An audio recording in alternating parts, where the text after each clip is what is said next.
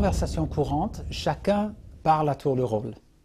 Alors pour faire comprendre à l'autre qu'on n'a pas fini de parler, on va remplir les silences avec les onomatopées, les les je veux dire. Maintenant, quand on est dans une configuration de présentation devant un public, on n'est plus du tout dans cette articulation où chacun parle à son tour.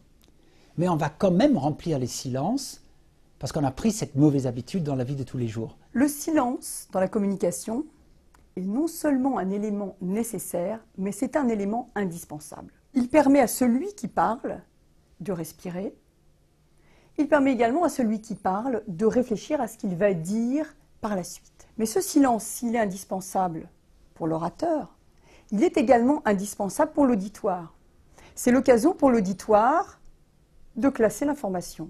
Le silence est plus que nécessaire. On dit en français le silence est d'or. En anglais aussi, silence is golden.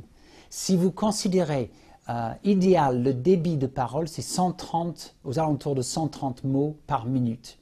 Si vous parlez devant le public pendant 1 heure, 60 fois 130, ça nous donne 7800 mots. Plus les mots sur le slide, si vous travaillez avec PowerPoint, plus toutes les images.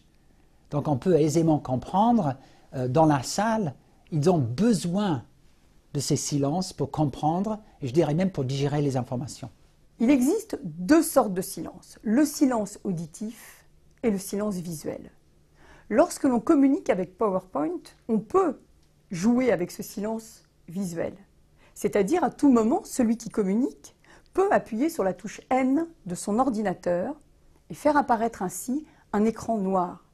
Ce qui a pour fonction de créer une sorte de rupture de rythme dans la présentation et de relancer l'attention de l'auditoire.